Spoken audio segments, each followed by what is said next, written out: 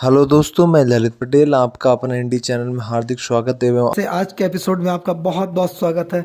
आप सब स्वस्थ और अच्छे होंगे ऐसी उम्मीद और कामना करते हैं। दोस्तों, आज हम आपसे बात करते हैं ज्योति मौर्य पर लगे भ्रष्टाचार के आरोपों पर और अवैध धन वसूली के आरोपों पर। इस पर गंभीरता पूर्वक आपसे बात करेंगे। वहीं मनीष दुबे और ज्योति मौर्य के प्रकरण पर भी बात करेंगे। वहीं ज्योति मौर्य सेमीखेड़ा शुगर मिल में जीएम के पद पर पोस्टेड थी। वहां से उनको हटा जाने के बाद नए जीएम सादाब आलम आने के बाद किसानों की क्या स्थिति है, चीनी मिल का प्रबंधन किस प्रकार से है, इस पर भी हम आपसे बात करेंगे। पहले आपसे बात करेंगे विस्तार पूर्वक ज्योति मौर्य के भ्रष्टाचार और अवैध धन वसूली के मामले पर।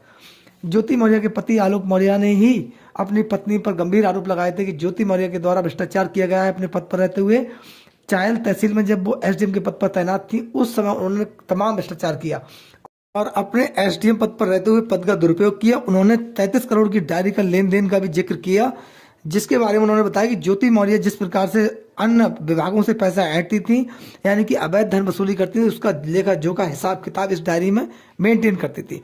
वहीं उन्होंने बताया कि इनके पास आय से अधिक संपत्ति है, यानी कि ज्योति मौर्य के द्वारा इस प्रकार से भ्रष्टाचार किया गया है कि वह अपने पद का दुरुपयोग करते हुए देश की आम जनता को लूटने का काम करती थी। ये आरोप स्वयं उनके पति ने लगाए थे, जो कि गंभीर आरोप थे। वहीं ज्योति मौर्य के प्रेमी मनीष दुबे पर भी आलोक मौर्य के द्वारा तमाम आरोप लगाए गए थे। उन्होंने अपनी हत्या की साजिश का आरोप मनीष दुबे ज्योति मौर्य पर लगाया था। हालांकि मनीष दुबे का जो इतिहास है, पूर्व का इतिहास है, वो भी काफी विवादित है, क्योंकि उन पर तमाम महिलाओं ने गंभीर आरोप लगाए थे। इसके चलते इस प्रकरण में जांच हुई और गंभीरतापूर्वक जांच होने के बाद मनीष दुबे जी को सस्पेंड कर दिया गया था। ये आपको भी ज्ञात था, सब ज्ञात था दोस्तों। लेकिन यहाँ पर हम आपसे चर्चा इसलिए कर रहे हैं कि ज्योति मौर्य के खिलाफ लोगों का ये कहना था कि बहुत बड़ा एक्शन ज्योति मौर्य के खिलाफ नहीं हो सकता। बीना मानवी ने जिस प्रकार से क्लीन चिट ज्योति मौर्य को दी थी, उन्होंने कहा कि ज्योति मौर्य और मनीष दुबे के बीच किसी प्रकार का कोई ऐसा संबंध नहीं है।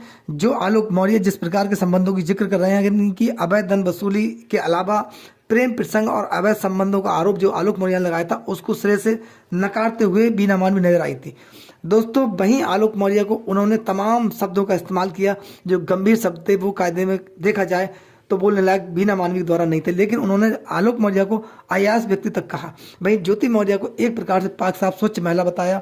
बीना मानवी के द्वारा ज्योति मौर्य और मनीष दुबे के प्रकरण में इस प्रकार के बयान दिए गए थे कि मानो ज्योति मौर्य और मनीष दुबे के प्रकरण में बीना मानवी को सरकार ने एक जांच अधिकारी नियुक्त किया गया हो और मैं इस पूरे प्रकरण की जांच अधिकारी हूं। जिस प्रकार के बीना मानवी के बयान थे, वे समाज हित में नहीं थे। लोग बीना मानवी के बयानों से आहत थे, परेशान थे, क्योंकि मनीष दुबे और ज्योति मौर्य के बीच जो पूरा मामला हुआ था, इससे देश की तमाम महिलाएं पीड़ित हुई थी, परेशान हुई थी, जिनका कोई किसी प्रकार का अपराध भी नहीं था, लेकिन वो शिक्षारत थी, अपने कैरियर को बनाने में लगी हुई थी। लेकिन जब ज्योति मौर्य और मनीष दुबे का प्रकरण जनता के सामने आया, आलोक मौर्य ने स्वयं मीडिया के सामने आकर ये गंभीर आरोप लगाए। उसके बाद वो महिला इस प्रकरण की वजह से कहीं ना कहीं पीड़ित भी हुई थी दोस्तों। ज्योति मौर्य पर गंभीर आरोप थे, भ्रष्टाचार, अवैध धन वसूली के मामले, और वो आलोक मौर्य ने कुछ एविडेंस भी पेश किए थे। वहीं अपनी हत्या की साजिश का आरोप अपनी पत्नी पर लगाया, मनीष दुबे पर लगाया दोस्तों। ये गंभीर बात थी। इसमें जांच हुई, लेकिन आलोक मौर्य ऐन वक्त पर बदल गए। लेकिन ये मामला देश की जनता से जुड़ा हुआ था और ज्योति मौर्य के प्रकरण में ये धीरे धीरे लोगों का ये मानना था कि अब इन खिलाफ एक्शन नहीं होगा, क्योंकि मनीष दुबे सस्पेंड कर दिए गए थे। वहीं जब इसमें जांच हुई, जानकारी हुई, उसके बाद ज्योति मौर्य को उनके पद से हटा दिया गया, यानी कि सेमीखेड़ा शुगर मिल से ज्योति मौर्य को लखनऊ चीनी मिल प्रबंधन मुख्यालय से संबद्ध कर दिया गया दोस्तों।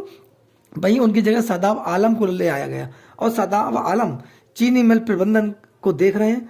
अब वहां क्षेत्रीय किसानों का कहना है जो पहले ज्योति मौर्य के चलते रोष व्यक्त कर रहे थे, परेशान थे, कुछ कर्मचारी भी ज्योति मौर्य की वजह से परेशान थे, दुखी थे, और चीनी मिल का प्रबंधन ठीक नहीं था। वहीं क्षेत्रीय किसानों का कहना है कि सादाब आलम के सख्त निर्देश हैं कि पूरे चीनी मिल प्रबंधन में मुझे कुछ नहीं चाहिए, बल्कि किसानों को राहत चाहिए, गन्ना की पिराई समय से हो, विधिवत हो, और किसी प्रकार के किसानों को असुविधा ना हो।